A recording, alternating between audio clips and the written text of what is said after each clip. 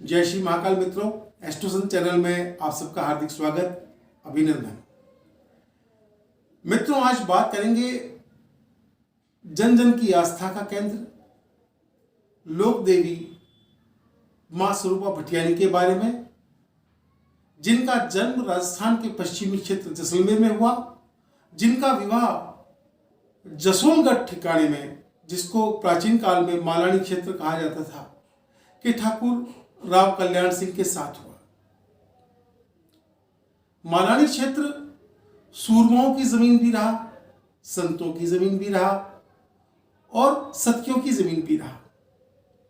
जहां सूरमाओं ने अपने रक्त सींचकर अपनी वीरता का प्रदर्शन किया, जन कल्याण के कार्य किए, वहीं संतों ने और सतियों ने अपने भक्ति रस से इस क्षेत्र को पवित्र और पूजनीय बना दिया।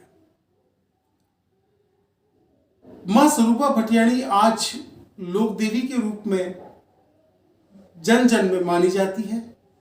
राजस्थान ही नहीं, राजस्थान के बाहर पूरे भारत में और विदेशों में भी मां के आज जगह जगह मंदिर है। आज एक शक्ति पुंज के रूप में मां लोक कल्याण के कार्य करती है, भक्तों को अभयदान देती है, उनकी रक्षा करती है, उनकी हर मनोकामना पूर्ण करती है।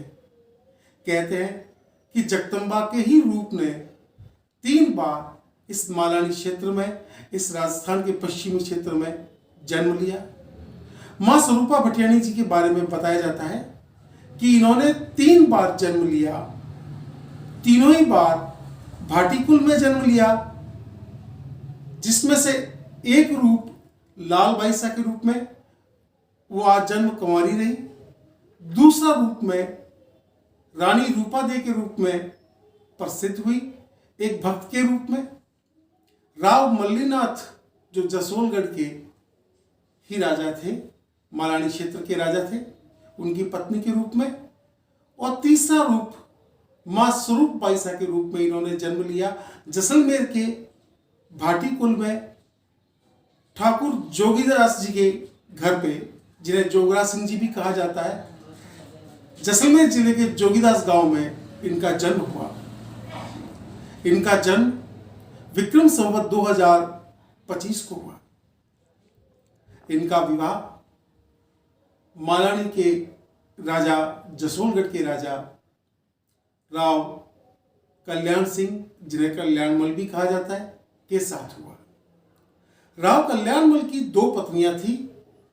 पहली पत्नी देवड़ी रानी से विवाह के पश्चात रावल कल्याण सिंह को कोई संतान प्राप्त नहीं हुई। तब उन्होंने दूसरा विवाह स्वरूप बाईसा से, जो ठाकुर जोगरा सिंह जी की पुत्री थी, से किया। कहा जाता है कि जब स्वरूप बाईसा का जन्म हुआ था तब जोगरा जी बहुत खुश हुए। उन्होंने ब्राह्मण को बुला के पूछा कि पंडित जी बताएं मेरी कन्या के भाग्य में क्या है।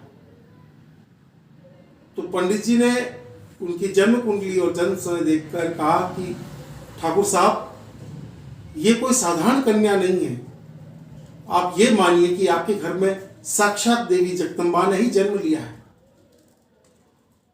ठाकुर जोगरा सिंह बेहद खुश हुए और बहुत ही लाड प्यार से बाईसा, स्वरूप बाईसा को लालन पालन हुआ और इनका विवाह कल्याण सिंह जी के साथ संपन्न हुआ।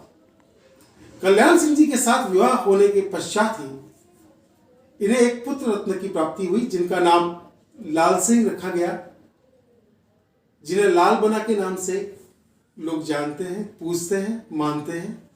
चूंकि भाटीकुल से मां स्वरूप बाईसा राठौड़ों के कुल में आई थी, तो राजपूती रिवाज में एक रिवाज है कि जो कन्या जिस कुल से आती है उसके पीछे उसी का नाम रखा जाता है। जिस तरीके से देवड़ा कुल से जो रानी जी आए थे उनको देवड़ी रानी कहा जाता है, उसी तरीके से स्वरूप बाईसा भाटी कुल से आए थे, इसलिए ये भटियानी जी के नाम से प्रसिद्ध हुई। स्वरूप बाईसा के, रानी स्वरूपा के जब लाल सिंह पुत्र के रूप में जन्म हुए, तो ये बात कहीं ना कहीं रानी देवड़ी को बहुत खटक गई। कहते हैं कि हर काल में रणवासे में कोई न कोई मंत्रा जरूर होती है। तो रानी देवड़ी की भी एक दासी थी जो मंत्रा के रूप में थी, और उन्होंने रानी देवड़ी के कान भरने शुरू कर दिए। उन्होंने स्वरूपा रानी के खिलाफ देवड़ी रानी के कान भरने शुरू किए, उन्हें भड़काना शुरू किया कि अब लाल सिंह जन्म ले लिए हैं, अब अगर आपके पुत्र भी हुआ तब भी वह एक छोटे जागीरदार के रूप में रहेगा, लेकिन लाल सिंह बना राजा के रूप में कल्याण सिंह की गद्दी पर बैठेंगे। देवड़ी रानी बहुत दुखी रहने लगी। तब स्वरूपा बाईसा ने उन्हें कहा कि आप मां भगवती की आराधना करें, आपको भी अवश्य पुत्र प्राप्त होगा।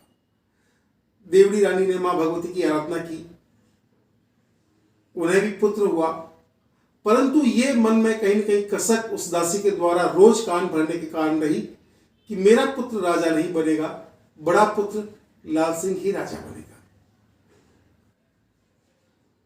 इधर तीज का त्योहार राजस्थान में बहुत प्रसिद्ध है। तीज पे तीजड़ियां झूले झूलती है। माघ सुद दूज को स्वरूपा भटियाणी जी ने देवड़ी रानी से तीज के झूले झूलने के लिए बागों में साथ चलने के लिए कहा, पर देवड़ी रानी ने सरदर्द का बहाना बनाकर उनके साथ चलने से मना कर दिया।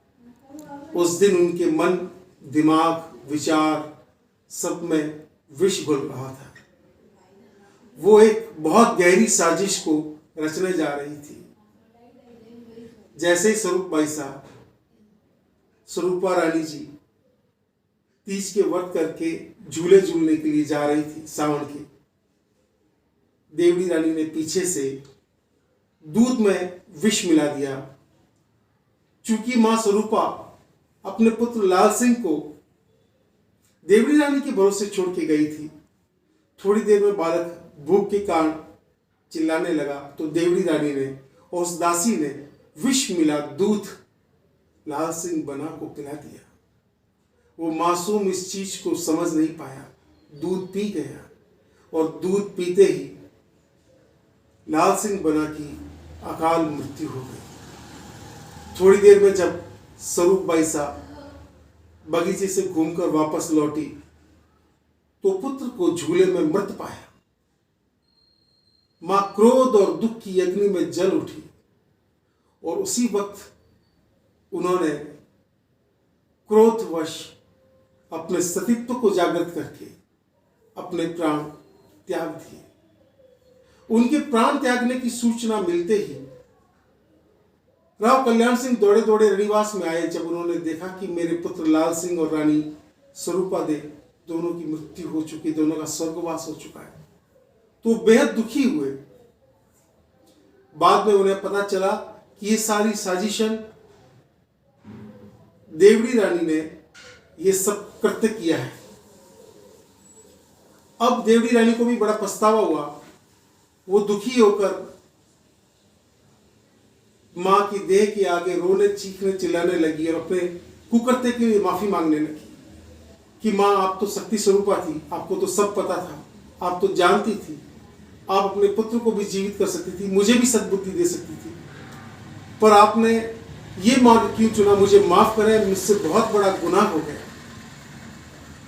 तब आकाशवाणी के जरिए मां स्वरूपा भटियाणी ने देवड़ी रानी से कहा कि यह सब विधि का विधान है।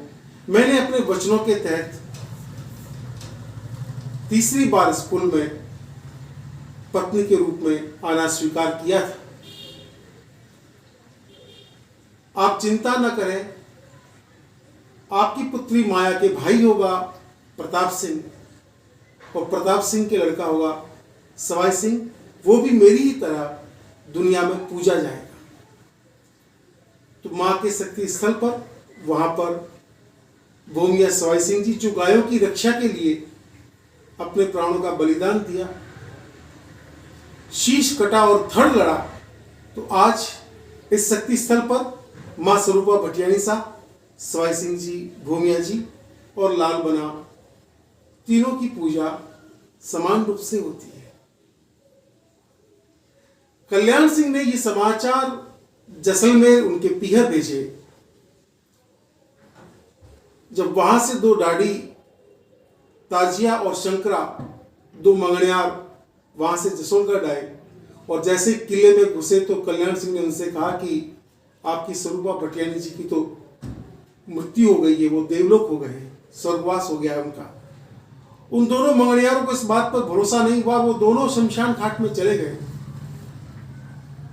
और भक्ति में विहल होके कागे के गीतों को गाकर मां का आह्वान करने लगे कि हे स्वरूपा भटियानी, आप हमको दर्शन दें। उनकी भक्ति की प्रार्थनाएं, उनके गीतों की चड़ियों को सुनकर मां को उनके सामने प्रकट होना पड़ा। मां अपने भक्तों पर सदैव दया करती है। उनकी भक्ति के गाने सुनकर मां उनके समक्ष आई और उनसे कहा कि जाओ मेरे पीहर में जाके कहना कि मैं सदैव आपके साथ हूं।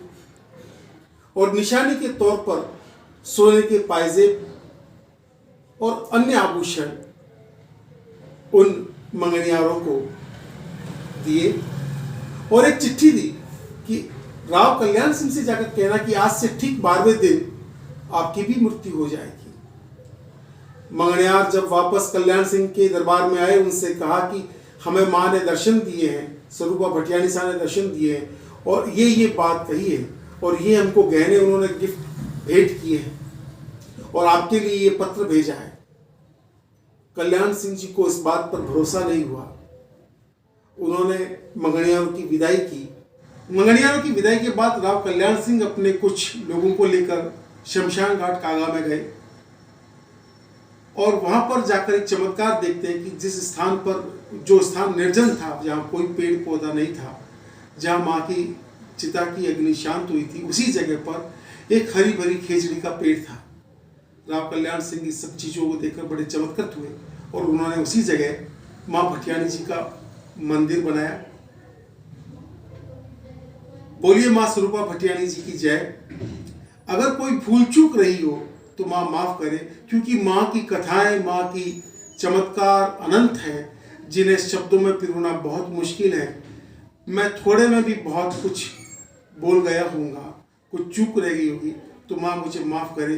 जिस तरीके से सब भक्तों पर माँ अपनी कृपा बनाए रखती है, मुझ पर भी रखे। आगे और माँ की कथाओं के बारे में आपसे चर्चा करेंगे। तब तक के लिए आज्ञा दीजिए। जय श्री माँ का, जय माँ भटियानी। धन्यवाद।